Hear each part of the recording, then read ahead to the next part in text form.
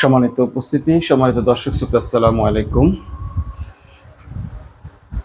সম্মানিত দর্শক শ্রোতা, আসসালামু আলাইকুম। স্বাগত জানাচ্ছি আজকের সংবাদ বিশ্লেষণে। ঢাকায় আজকে একটি বড় মহাসমাবেশ হয়েছে। তারা এটাকে মহাসমাবেশ নাম দেননি, সমাবেশে করতে চেয়েছেন, সমাবেশে বলেছেন, কিন্তু আসলে সেটি মহাসমাবেশে পরিণত হয়েছে, কারণ সমাবেশটি ছিল 8 দলের।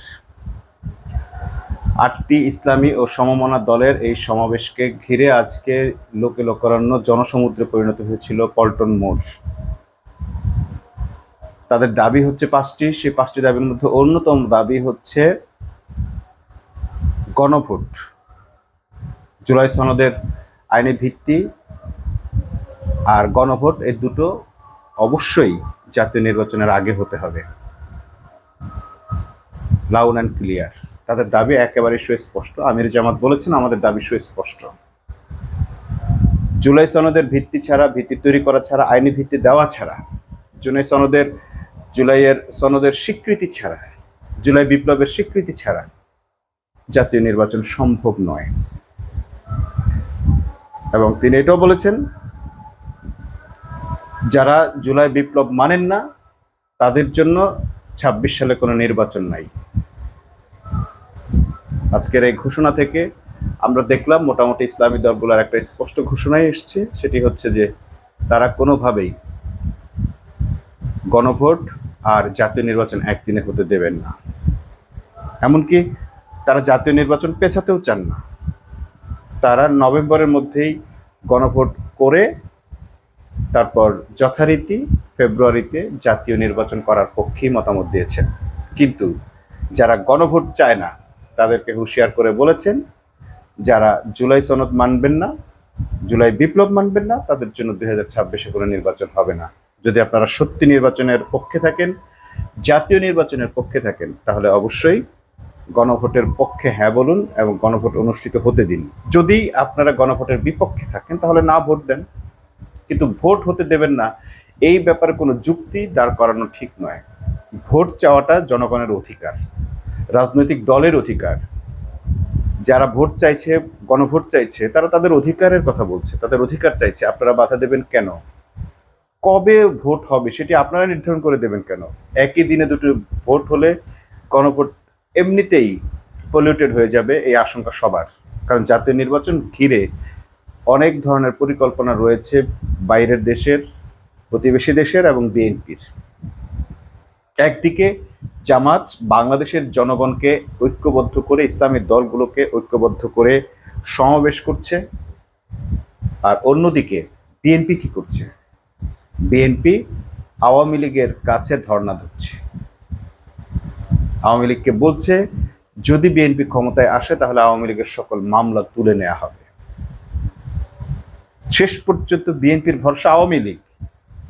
এই কথা বলেছেন মির্জা ফখরুল ইসলাম আলমগীর, যখন খোদ তাকেই আমরা এতকাল বলে আসছি ঈদের পর আন্দোলন বলে, আপনি কেন আন্দোলন করতে ব্যর্থ হলেন? কেন আওয়ামী লীগের বিরুদ্ধে 15 বছরে শক্ত আন্দোলন করতে পারলেন না? তলে তলে কি আওয়ামী লীগের সঙ্গে তাহলে আপনাদের যোগাযোগ ছিল, আতাত ছিল? এমন সংবাদও দেখেছি যে গোপনে আওয়ামী লীগের সাথে নেতাদের সঙ্গে বিভিন্ন সময় যাতায়াত করতেন, অফিসে যোগাযোগ করতেন যিনি, তার মধ্যে মির্জা ফখরুল ইসলাম আলমগীর, মির্জা আব্বাস সহ আরো কয়েকজন ছিলেন। এবং তাদের কথাবার্তায় আজকে দেখছি আওয়ামী লীগকে মামলা থেকে অব্যাহতি দেওয়া, আওয়ামী লীগের অপরাধ থেকে তাদেরকে অব্যাহতি দেওয়ার নীল নকশা তারা করেছেন।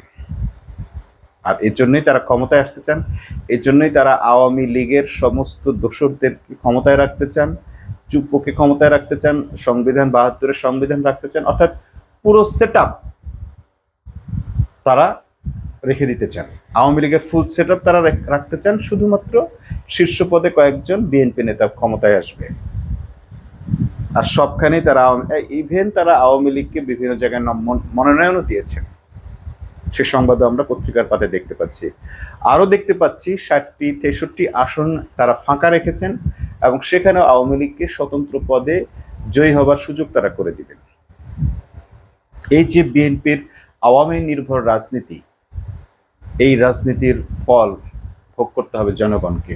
কারণ আমরা আওয়ামী লীগকে দেখেছি, তারা রাজনীতি নয়, তারা সন্ত্রাসীর মাধ্যমে তারা গণহত্যার মাধ্যমে বাংলাদেশকে 15 বছর শাসন করেছে।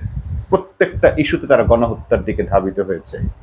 আল্লামা সাঈদীর যখন রায় হয়, ফাঁসির রায় হয়, মানুষ কলিজার ভালোবাসা থেকে প্রতিবাদ করেছিল, সেখানে তারা গুলি করে পাখির মতো মানুষ শিকার করেছে, মানুষকে হত্যা করেছে।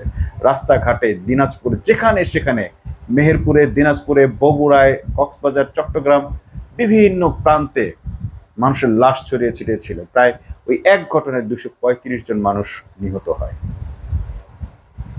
সেই আওয়ামী লীগকে, যে আওয়ামী লীগ গত জুলাই গণ অভ্যুত্থানে ছাত্রদের ওপর প্রকাশ্যে একেবারে জিরো ব্ল্যাঙ্কে গুলি করেছে, ছাত্রদের বুকে গুলি করে হত্যা করার পর আবার যারা আহত হয়েছে, যারা সাথে সাথে মারা যায়নি, তাদেরকে মেডিকেল সার্ভিস পর্যন্ত নিতে দেয়নি। এরপর যারা মারা গেছে তাদেরকে মাটির স্বাদ গ্রহণ করতে দেয়নি, দাফন করার সুযোগটাও দেয়নি, পুড়িয়ে মেরেছে। সে আওয়ামী লীগকে ক্ষমা করার কথা বলছে, সেই আওয়ামী লীগের মামলা তুলে নেওয়ার প্রতিশ্রুতি দিচ্ছেন মির্জা ফখরুল ইসলাম আলমগীর। অথচ সেই বিএনপিতেই আবার যোগ দিয়েছেন মীর মুগ্ধের ছোট ভাই মীর স্নিগ্ধ। শহীদ পরিবারগুলোকেও এই ধরনের নোংরা রাজনীতিতে ঢুকিয়ে দিয়েছেন বিএনপি। অন্যদিকে জামাত করছে কি? যারা জামাতের শহীদ হয়েছেন বা শিবিরের যারা শহীদ হয়েছেন তাদেরকেও জামাত শিবির বলে আইডেন্টিফাই করছেন না, বরং যারা শাহাদাত বরণ করেছেন তাদের প্রত্যেকের দায়িত্ব তারা নিয়েছেন। তাদের পরিবারকে দেখাশোনার দায়িত্ব, ভরণ পোষণের দায়িত্ব জামাত নিয়েছেন। এবং সকল শহীদকেই তারা জুলাইয়ের শহীদ হিসেবে ওন করছেন।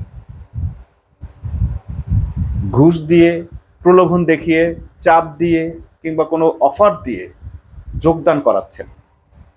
বিভিন্ন জামাতের সমাবেশে শহীদ পরিবার হিসেবে শহীদ পরিবারগুলোকে তোলা হচ্ছে, কোনো দলীয় লোক হিসেবে তোলা হচ্ছে না।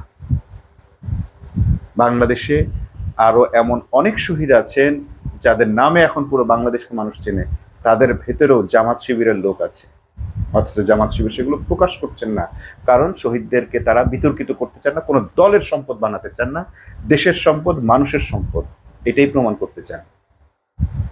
আর বিএনপি রাজনৈতিকভাবে এতটা দেউলিয়া হয়ে গেছে যে তারা এই সুযোগটা হাতছাড়া করতে চাইছেন না, যে তাদের দলে একজন শহীদ পরিবার যোগ দিচ্ছে। ভোটের জন্য তারা এমন ভাবে পাগল পাড়া হয়ে গেছে। খালেদা জিয়া এখন আর নির্বাচনে আসার মতো অবস্থা নেই, দাঁড়ানোর মতো অবস্থা নেই। নির্বাচন কেন, তার দৈনন্দিন কাজগুলো তিনি নিজে করতে পারছেন না। সেই মানুষটাকে নির্বাচনে দাঁড় করাচ্ছেন 3টা জায়গা থেকে, যাতে মানুষ খালেদা জিয়ার প্রতি যে সর্বজন শ্রদ্ধেয় একজন মানুষ হিসেবে যে শ্রদ্ধাবোধটুকু ছিল, সেইটুকুকেও তারা এইভাবে ইউজ করতে চাচ্ছেন তাদের রাজনৈতিক ফায়দা লোটার জন্য। একজন মানুষের প্রতি শ্রদ্ধা থাকলে, শ্রদ্ধা বোধ থাকলে তাকে সর্বজন শ্রদ্ধেয় জায়গায় রাখতে হয়, দলীয় প্রপার্টি বানাতে হয় না। ঠিক একই কাজ করেছে আওয়ামী লীগ, ঠিক একই কাজ করছে বিএনপি। বিএনপির রাজনৈতিক বোদ্ধারা আসলে কতটুকু বোদ্ধা, আর নাকি বোদ্ধা হয়েও তারা ঠিক বিএনপিকে মিসগাইড করার মাধ্যমে মানুষের কাছে অজনপ্রিয় করে তুলছে, সেটি বিএনপির হাইকমান্ডের ভাবা উচিত। আর যদি এরকম ক্ষমতা কেন্দ্রিক রাজনীতি হয়, তাদের কাছ থেকে আসলে এর চেয়ে ভালো কিছু আশা করা সম্ভব নয়। আজকের সমাবেশ মানুষ দেখেছে, পল্টনের সমাবেশ মানুষ দেখেছে, জামাত এবং ইসলামী ঐক্যজোটের ইসলামী দলগুলোর যে বিশাল সমাবেশ তারা দেখেছে। এরপরও যদি সরকারের টনক না নড়ে, তাহলে সেই সরকারকে কিভাবে বাধ্য করা হবে সেটিও বাংলাদেশের মানুষ দেখবে। কোনো অবস্থাতেই যে গণভোট ছাড়া জাতীয় নির্বাচন মানবে না এই দেশের মানুষ, সেটির আজকে একটি স্যাম্পল শুধু দেখানো হলো। তাতেই যে লোকারণ্য হয়েছে এবং মানুষের যে জনসমর্থন পাওয়া গেছে, মানুষের যে অংশগ্রহণ দেখা গেছে, আমার ধারণা সরকার এই থেকেই খুব ভালো একটা লেসন পাবে এবং একটি ইশারা পেয়ে যাবে যে জনমতের বাইরে আসলে তাদের যাওয়া ঠিক হবে না। ধরে নেন গণভোট আগে হলো না, এই আজকে যারা রাস্তায় নেমেছে তার দ্বিগুণ মানুষ যদি রাস্তায় নেমে আসে, এই সরকার পালাবে কোথায়? বিএনপি পালাবে কোথায়? যেই বিএনপি আওয়ামী লীগকে এখন সাদা কাগজে লিখিত দিচ্ছে, প্রতিশ্রুতি দিচ্ছে যে মামলা তুলে নেবে,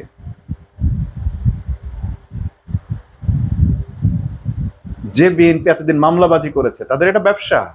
আওয়ামী লীগের বিরুদ্ধে ভুয়া মামলা দিয়েছে এরকমও আছে, অরিজিনাল মামলাও আছে। মামলা দিয়ে সে মামলা তুলে নেওয়া, মামলা থেকে রেহাই দেওয়া, তাদেরকে আবার জামিন করা, বিশাল একটা মামলা, মানে মামলা বাণিজ্য তারা করেছে।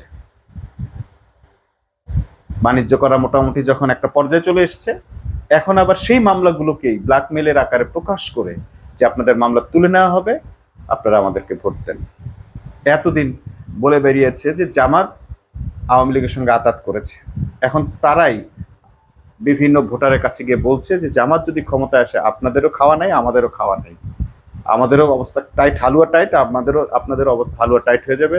আপনারা বিএনপিকে ভোট দেন, ভোট দিয়ে ক্ষমতায় আনেন, আপনাদের কারো কিচ্ছু হবে না। মির্জা ফখরুল স্পষ্টভাবে বলেছেন নৌকার পাশে আছে ধানের শীষ, অর্থাৎ নৌকার ধানের শীষ যে এক হিসাবের দুই বিষ মানুষ বলতো, স্লোগান দিত, আচ্ছা তার সেটি প্রমাণ তারা দিয়েছে। এবং যদি নৌকার পরিবর্তে এবার ধানের শীষ আসে, তাহলে মানুষ সেই আবার সাপের বিষে বিষাক্ত হয়ে উঠবে। জনগণকে তারা এইভাবে করে তাদের সকল ষড়যন্ত্রগুলো প্রকাশ করে দেওয়ার পরও যদি তারা আশা করেন তারা ভোট পাবেন এবং জনগণ যদি তাদেরকে ভোট দেয়, তাহলে বুঝতে হবে এই জনগণ নিজেই তার নিজের বিপদ ডেকে এনেছে। হয় রাজনৈতিক দলগুলোকে সংশোধিত হইতে হবে, সংশোধন হয়ে আত্মশুদ্ধির মাধ্যমে, সংস্কারের মাধ্যমে, রাজনৈতিক সংস্কারের মাধ্যমে, গণতান্ত্রিক চর্চার মাধ্যমে সঠিক রাজনীতিতে ফিরে আসতে হবে। আর না হয় জনগণকে তাদের সিদ্ধান্তে অনড় থাকতে হবে যে আমরা এইরকম কোনো ফ্যাসিবাদী রাজনৈতিক দল ও তাদের বি টিমকে এবার অন্তত নির্বাচনে ভোট দেব না। সবার প্রতি উদাত্ত আহ্বান জানিয়ে আজকের পর্ব এখানে শেষ করছি। আল্লাহ হাফেজ।